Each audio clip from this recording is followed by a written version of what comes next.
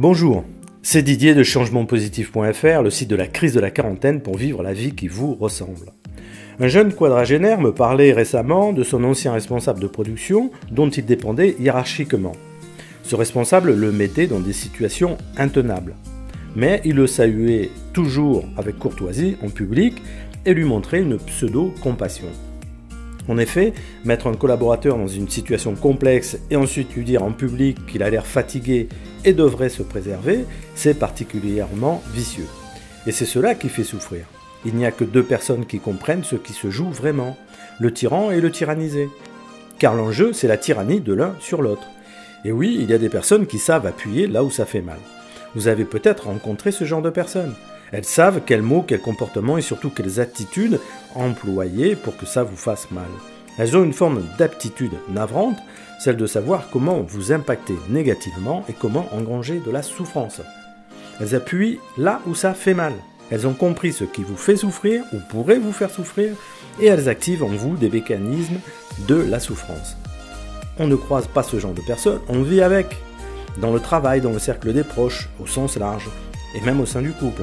Leur motivation, utilisez au mieux vos compétences à leur profit, vous utilisez vous, d'une manière ou d'une autre, vous poussez à faire des erreurs à leur profit, par jalousie ou pour leur ego qui n'accepte pas vos talents, par plaisir pur de manipuler également, et ça, cela se produit tant au niveau professionnel que personnel.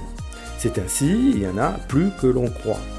Et ils sont très subtils dans leur façon d'implanter en vous le doute, la colère, la déception. Souvent, vous seul comprenez le sens profond de ces gestes, sourires, mots, fausse compassion. Et aussi, ils ont une grande habileté à entretenir par quelques mots anodins pour les autres le contexte de souffrance. Mais qu'allez-vous faire? Répondre? Subir?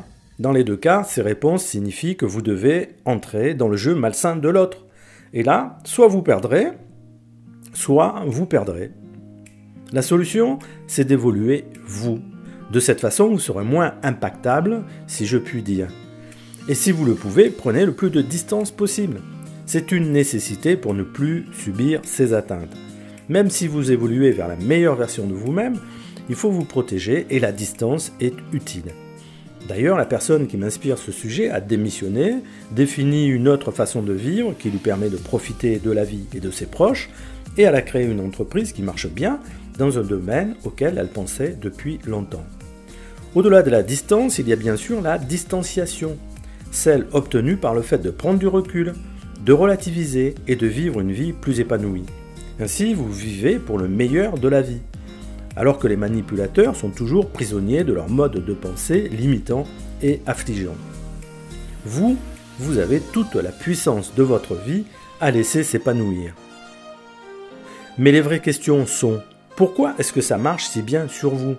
Pourquoi êtes-vous autant impacté par ces personnes manipulatrices? Pourquoi souffrez-vous autant? Il faut souvent chercher dans votre passé, dans les blessures anciennes qui ressurgissent si elles sont réactivées. Et aussi une vie bâtie sur des concessions à qui vous êtes vraiment. Donc, dans toute cette confusion qu'est votre existence, puisque vous ne vivez pas une vie qui vous correspond, eh bien, dans cette confusion, vous avez construit une personne qui réagit. Pourquoi? Parce que vous avez construit votre existence sur le regard des autres, sur l'ego, sur des conditionnements étouffants, mais qui vous ont fait croire que vous alliez vous en sortir. Sauf que cela ne marche pas ainsi. Par ailleurs, ces personnes-là, ces manipulateurs, sont aussi des déclencheurs de crises de vie quand cela devient insupportable. Et cela vous donne l'opportunité, cette crise bien sûr, de sortir de leur influence et surtout de changer votre code. Le mot me paraît adapté. L'opportunité de la crise du milieu de vie, c'est de changer votre code et de déterminer le code de comportement et le mode de vie qui vous ressemble. C'était Didier, votre partenaire vers le meilleur de vous-même. Vivez bien votre vie à vous et je vous dis à bientôt.